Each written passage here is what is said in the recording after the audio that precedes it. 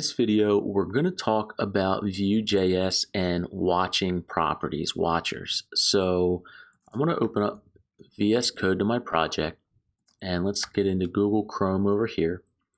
And let's see what Vue.js has to say about watching properties.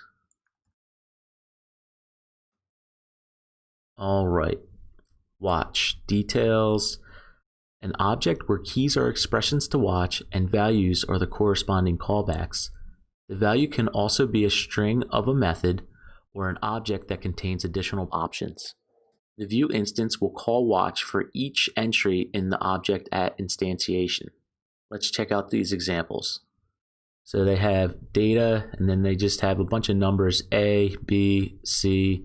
So A property holds 1, B property holds 2, C 3, D 4. E actually contains F, which is an object that contains G. So it looks like you're going to watch these a little bit differently. Here's an example of watch using a function. Let's go ahead and check this out. Maybe we'll go through a couple of these and see how we would use each one. So in this first example, they're using watch. Watch takes an object and they provide A because they want to watch this A property right here. If A changes, they're going to run this function. There's the new value that A is, and then the old value, and then they're just console logging out the new value and old value. Let's see if we can replicate this in our project. I'm going to go back to my cat cards, and let's see, I'm going to open up my cat card, and we have some computed properties right here. So maybe let's go ahead and we'll watch the tax. As a user types, the tax should change, so we can watch that value change. And then let's do that first example where they run a function and they just console log out the new value and the old value. Okay, so let's go ahead and add our watch right here. And based on their example, it takes an object, and then we want to watch tax. So we just have to provide the name, tax, and then based on their example, we can say function. They just did val and old val, but to be a little clearer, I'm going to say new val for the new value and old val for the old value. I want to console log out the new value, and we'll say used to be, and then log out the old value. All right, so we're watching the tax right here, and if this computed property changes, I'm going to console log out the new value and say that it used to be this old value. Let's try that out. All right, so I'm just going to save this, and let's come over here. I'm going to pull up my Chrome developer tools, and we're already on our console. And I have to type to get my little preview window, and right now we can see tax is 0 because right now our wholesale price is 0. Now I expect when I hit this up arrow to increase the wholesale price, it's going to compute a new tax. And since we're watching, if the computed price of tax changes, we expect it to console log out some information down here. So let's give this a try. Pretty cool. So this is our new tax value, and it says it used to be 0. So if I press the up arrow again, it's going to say it used to be this value right here that ends in 9999997. Let's go ahead and press it again. Cool. So we can see it has our new value, and it says it used to be our old value, which matches right here. So we actually have, when we're watching using this method, we get our new value and our old value. Sometimes that might be critical. Maybe you want to compare. Maybe it's important to know what it used to be previously, but this is one way of using watchers, and you can get kind of creative with these. So let's see what our other method of watching is. So they say for B, string method name. So they're just providing a method name as a string. So let's continue watching tax, and I'm going to get rid of this. And this time I'm just going to say testing tax, and that's going to be the name of a method, but we don't have any methods in here right now, so let's add it. All right, and we called it testing tax. All right, and now we're just watching the computed property of tax, and if it changes, fire off this method. Right now our method doesn't do anything, but let's just console log out some information.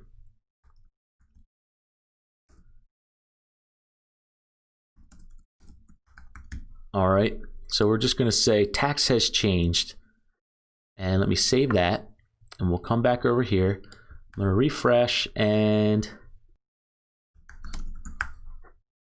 now we're hoping if I change this wholesale price, the tax is going to change, and it's also going to say tax has changed, and console log out that information. So let's see. Pretty cool.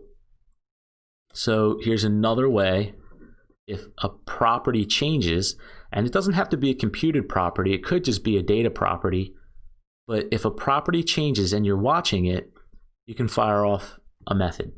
All right, it's pretty cool. Okay, and let's take a look at the next one on our list. The callback will be called whenever any of the watched object properties change, regardless of their nested depth. Now, I don't really think this is a good example because C, the property of C that they're watching doesn't have any nested depth. So this really doesn't, I don't think this demonstrates, this is how you would do it, but this, I don't think this is what they meant to do. I think they meant to do this with E, F, and G. So if G changed and we were watching E and G was all the way down here, if G changed, it would fire off the watcher on E because G is nested inside of E. Let me see if I can demonstrate this. Unless I'm misunderstanding what they're saying here, I don't think this is a good example. So let's see if we can do a slightly different example. I'm going to come back over here and let me see. On my cat form, let's go ahead and do it over here on our cat form. So right now we have our new cat object, but it's not super nested. Let's go ahead and create a new object. We're just going to call it testing. All right, and testing is an object, and the testing object has an object inside of A, and inside of the object of A we'll have an object of B, and inside of B we'll have C, which has a value of 24. All right, so now we have a nested object. Then I'm going to put it right here with right above my computed, and let's just say watch, and that takes an object, and let's not forget our commas, and we want to watch testing. All right, and based on their example over here for C, so we're doing testing, and that takes an object, and then we provide a handler, and that handler takes a function, and they're saying val, comma, old val. And they're just saying with this, they're telling us just to do something in here. We're just going to console.log val. All right. And I'm going to leave it like this for right now because I really want to demonstrate what deep true actually means. So right now we're watching testing, and when I do, let's see, so I have a computed wholesale price. Let's jump back over here. I have this wholesale price, and when this wholesale price changes, we have this computed set for wholesale price. I'm going to set the property of testing A, B, C from 24. I'm going to change the value, and I'm going to save it, and we're going to see inside of testing a value changed. But does the watch actually happen? Is it going to fire off our console log? So let's do this real quick. We'll say this testing dot A dot B dot C equals, we'll just do 50. So we're actually changing the value of C right here from 24 to 50. So let's save that. I'm going to save. All right, it's given us an error. We defined the old val, but we're not using it. So I'm just going to go ahead and we'll just console log it out. We don't really. All right, that's fine. Cool. So let's see if we have this testing. We're going to change it to 50. Is it going to log this stuff out? Now, let's see. Let's refresh, and we'll come over here, and we're going to change the wholesale price to 50. So 2 events happened, we can see, from the 5 that I pressed and the 0. Let's see. We didn't console log, even though testing. Let's confirm that testing and this value of C actually changed. We're going to open up our dev tools, cat form, A, B, C. So it actually did change. So C was 24 and now it's 50. However, our watch didn't happen. And that's because what they wanted to demonstrate over here is this deep true. And what that's saying is it wants to look into these nested values. If any of these nested properties change, go ahead and fire this off. So if we add deep true and we run this again, we should expect to see our console a little differently. So let me save this. All right. And let's try this again. So first the price is 0, and then I'm going to set it to 5.